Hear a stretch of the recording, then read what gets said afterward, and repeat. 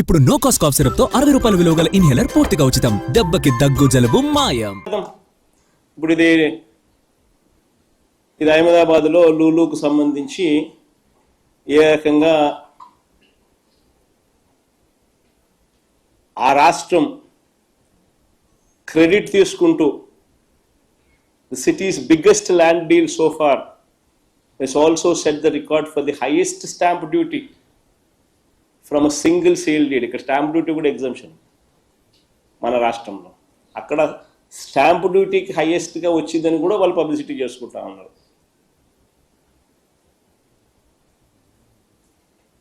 దాదాపుగా 16 ఎకరాల భూమి లూలు గ్రూపుకు షాపింగ్ మాల్ కట్టడానికి 519 కోట్ల రూపాయలు ఆక్షన్లో పాడి 31 కోట్లు స్టాంప్ డ్యూటీ కూడా కట్టారు అని.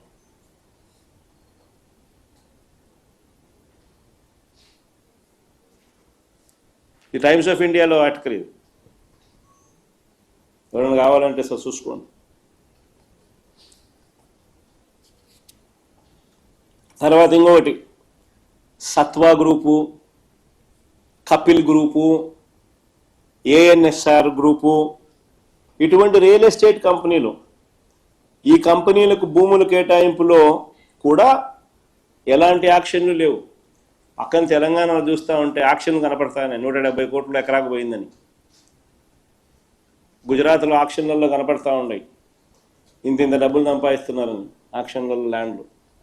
మన రాష్ట్రంలో మాత్రం రియల్ ఎస్టేట్ కంపెనీలకు సత్వా, కపిల్, ఏఎన్ఎస్ఆర్ ఇటువంటి రియల్ ఎస్టేట్ కంపెనీలకు భూముల కేటాయింపులో ఎటువంటి యాక్షన్స్ లేవు.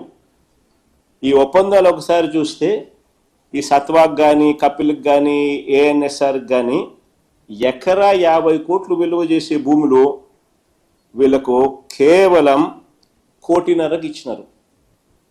ఎకరా 50 కోట్ల రూపాయలు విలువ చేసే భూములు కేవలం 1.5 కోటికి ఇచ్చినారు.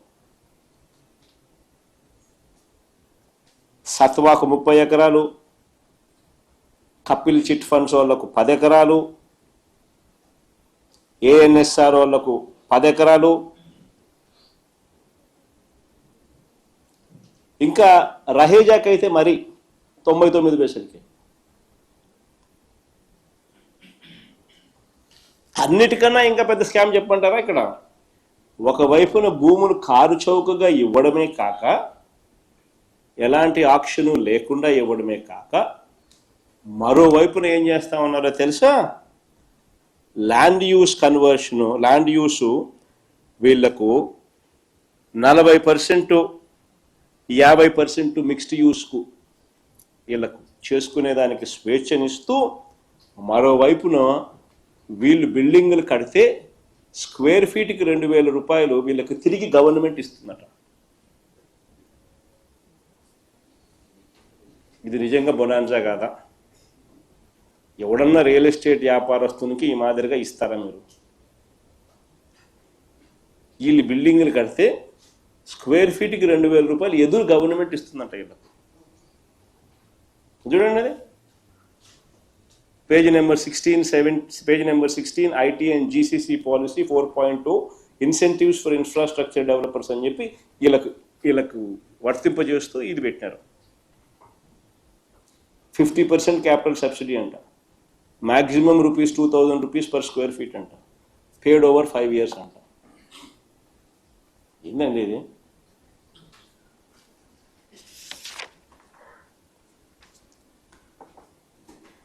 పోనీ అప్పుల టాపిక్ లేకపోదాం. ఇది కూడా చంద్రబాబు నాయుడు గారు కన్సిస్టెంట్గా తాను చేస్తూ ఉన్నది తప్పులు చేస్తూ ఉంటాడు, అబద్ధాలు తప్పులు చేస్తూ ఉంటాడు. మరోవైపున దుష్ప్రచారంలో భాగంగా అటువైపున చంద్రబాబు నాయుడు గారు విమర్శిస్తూనే ఉంటాడు, దుష్ప్రచారం చేస్తూనే ఉంటాడు. అప్పులు చేస్తే వైఎస్ఆర్సీపీ హయాంలో ఏమన్నాడు? ఎన్నికలకు ముందు 14 లక్షల కోట్లు, 12 లక్షల కోట్లు, 10 లక్షల కోట్లు. ఇప్పుడు కూడా అప్పుడప్పుడు చంద్రబాబు నాయుడు గారికి ఎవరైనా గిచ్చినారనుకో, సూపర్ 6 ఎందుకు వేయడం లేదు, సూపర్ 7 ఎందుకు వేయడం లేదు అని, లేకపోతే ఎంప్లాయీస్ ఎవరైనా స్ట్రైక్లో కనపడినారు అనుకో, మళ్ళీ మనమే గుర్తుకొస్తాం అని మళ్ళీ అబద్ధాలు. ఈ పొద్దురు కూడా మనం అప్పుడప్పుడు అబద్ధాలు ఆడతాడు. మన అసెంబ్లీలో ఒకటి చెప్తాడు, రికార్డ్స్ అన్నీ ఒకటి చెప్తాయి, గవర్నమెంట్ రికార్డ్స్ అన్నీ ఒకటి చూపుతాయి, అసెంబ్లీకి వచ్చేసరికి ఒకటి చెప్తాడు, మళ్ళీ పబ్లిక్ మీటింగ్లలో ఇంకోటి వచ్చి మళ్ళీ ఇంకో మాట మాట్లాడతాడు. రికార్డ్స్ ఒకటి ఉంటాయి, ఈయన మాటలు ఒకటి ఉంటాయి.